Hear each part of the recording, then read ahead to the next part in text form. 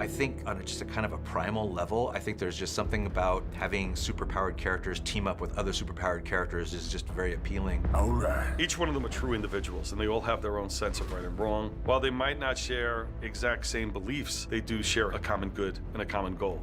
So they then have to adapt and change and become bigger and better heroes to unite and work together. And that's great drama, and that's great storytelling. It is what has allowed the Justice League to continue for the last 50 years. There's a great history to explore in the Justice League. The team and these characters live in all these different media, comic books, animation, video games, toys. Every generation meet these characters and a different take on the Justice League. And now we're seeing the next generation meeting the Justice League through this film.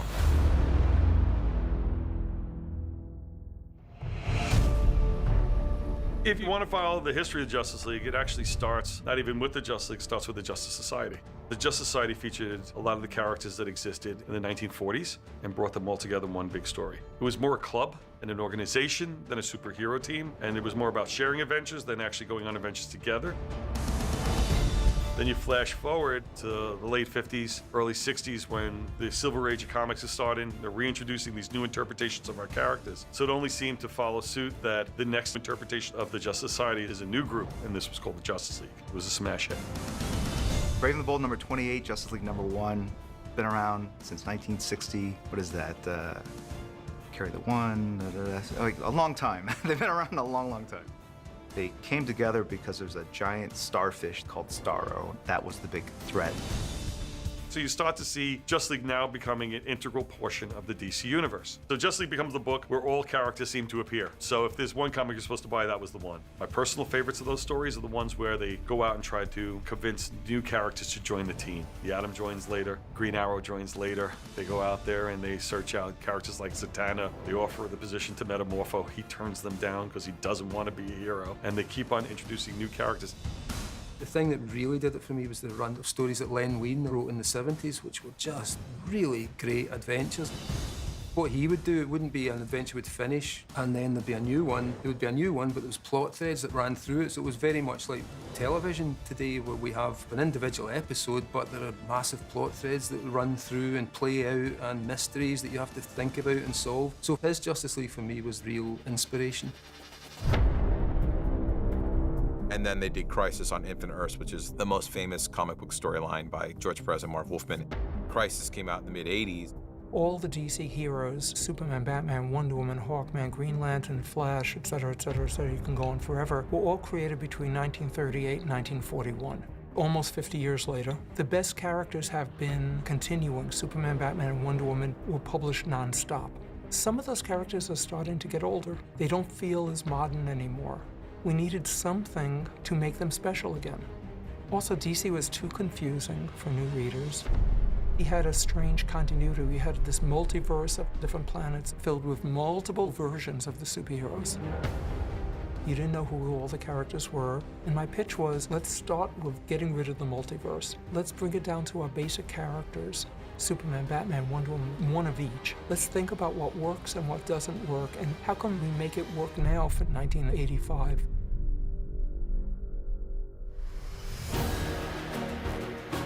When End of Crisis came out, they relaunched a lot of titles, Superman and Wonder Woman and Flash, but also Justice League with Giffen DeMatteis and Kevin Maguire. It was not the usual team you saw, and the tone of it was funny. There was a lot of humor to it. It was this weird mix of characters, and from the outside, it was like, oh wow, they're trying to do something new. It was wonderful, and people really liked it. They were kind of going against the trend of grim and gritty comics. It was a great take on the team, and it was cool to see these strange characters together that we'd never seen come together and form the Justice League. And so for years and years and years, the Justice League was never the Big Seven, as they called them. Then you flash forward to Midsummer's Nightmare, which is really a standalone, independent story. And that's the first time you see the Seven interacting again. And lo and behold, the reaction from the fan base is very strong. Then ultimately that gets you to the big launch point, which is JLA, when Grant Morrison takes hold of the book and really takes all the primary characters, puts them together, creates villains and situations that really are worthy of bringing those 7 characters together. When I came into it, I said, can we bring back the Big Seven Justice League? Can we focus on giant scale adventures that only they could deal with?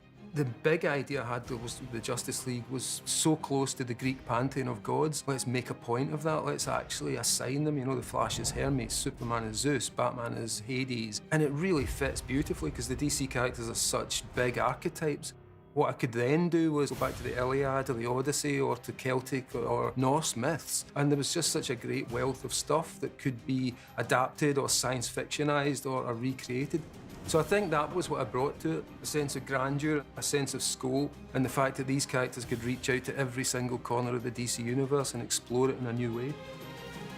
If you go back to the earliest stories of the Justice League, there wasn't a lot of conflict between the characters. It wasn't until later that modern creators came in and decided if we bring more conflict between these characters, even though they're heroes, it makes for a more interesting story. It makes for a more interesting team because it more resembles real life. We tried to position them as professionals, even though they would sometimes disagree or fall out. It was all about let's get the job done. And I used to love the interplay of using all those powers together to defeat an enemy that seemed undefeatable. But if you combine those skills, if you're smart enough to get the recipe right, then the Justice League can pretty much solve any problem. And you do this, and you do that, and you do this, and we'll save the world. That's probably my favorite run of all time. It was really a special time for Justice League. The New 52 was a big publishing initiative we launched in 2011, where we basically looked at the entire DC universe and said, if we could start over, how do we do it? And so one of the first things that we could do was redefine the Justice League, what brought these characters together, and really show readers the first glimpses of the interactions of the world's greatest superheroes and do it in a realistic way where we showcase the differences between the personalities. We went back to the team. It was Batman, Superman, Wonder Woman, Flash, Aquaman, Green Lantern, and that's the first time we brought in Cyborg. That's the core team that we started with and kind of went back to the basics. Over the years, there's been a lot of changes, but it always comes back, no matter how many changes happen in the comic books, it always comes back to these are the original characters.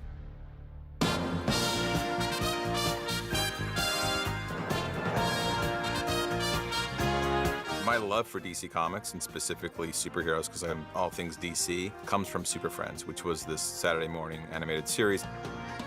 Back then, all we really had was animation, so the Super Friends was the closest thing we had to seeing the Justice League come to life, because you could see them move, and they talked, and they interacted. And they had a theme song, and that's what made me go outside and put a towel around my neck and run around like a dork.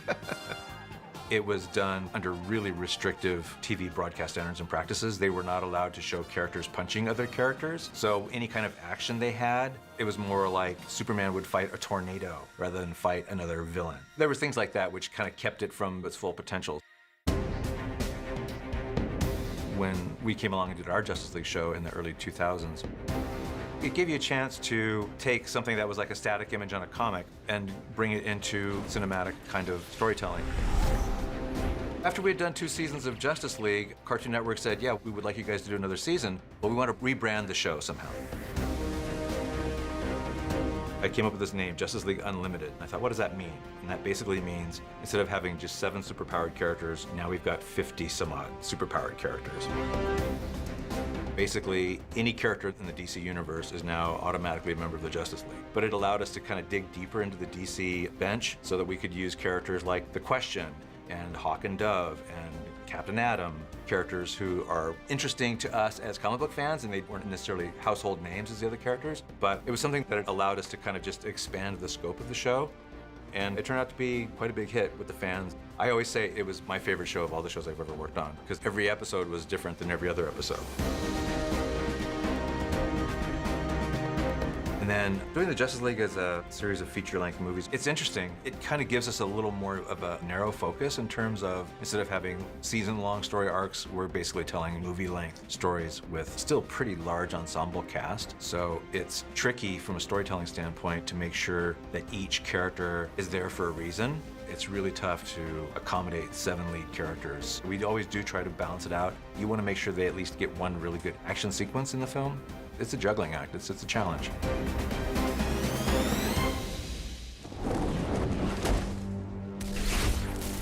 How many of you are there?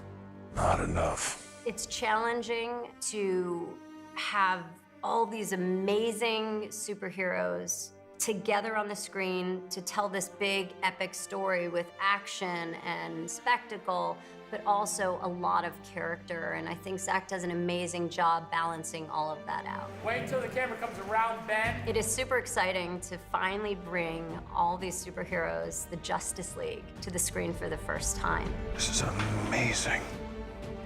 This is crazy. The day we were all up on the wall for the first time, it was like watching my 8-year-old dreams come true. It took me back to those days watching the cartoons. I almost shed a tear. I will say I held it together pretty good. It's groundbreaking. Wow, it's like a cave. Like a bat cave. I swear I've been blacking out and entering comic frames. Harry. And living in the world of this invented universe and then coming to, like, where am I? It's very hard to describe the feeling when you look out and you see that Alex Ross painting and you see it in front of you and it's these real people. It's so amazing. He's back. I had this moment the other day on set where I looked up and I saw Jason and Gal and Ben and Ezra and Ray there, and I thought, this is a piece of history happening right now, and I'm lucky enough to be a part of it. Well, I knew you didn't bring me back because you like me. I don't. Not. It's interesting because pop culture has chewed up and spit out so many pop icons over the years. That's part of what pop culture does, is sort of consume characters and icons and ideas and start with them looking cool and interesting, and when it's done with them they seem retro, and then they seem just absurd and goofy and hopelessly dated. And a lot of these core DC characters still don't seem dated. They somehow still work in stories today, and I think that's just the mark of characters that are very well drawn, that they still have this kind of resonance.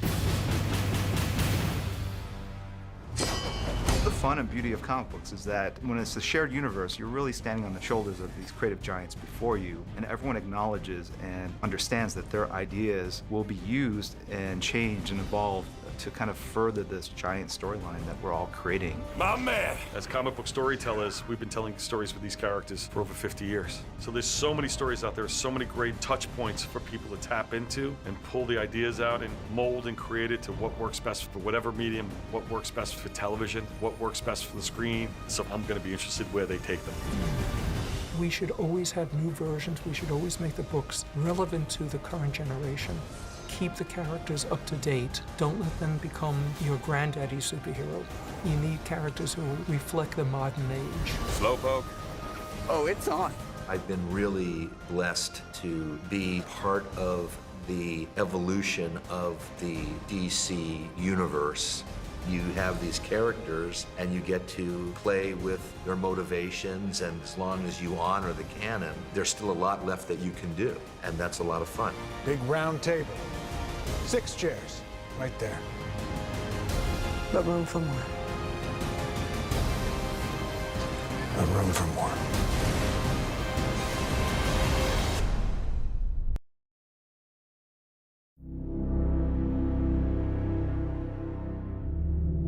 I think on just a kind of a primal level, I think there's just something about having superpowered characters team up with other superpowered characters is just very appealing. All right. Each one of them are true individuals, and they all have their own sense of right and wrong. While they might not share exact same beliefs, they do share a common good and a common goal.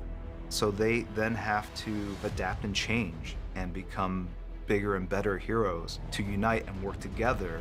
And that's great drama, and that's great storytelling. It is what has allowed the Justice League to continue for the last 50 years. There's a great history to explore in the Justice League. The team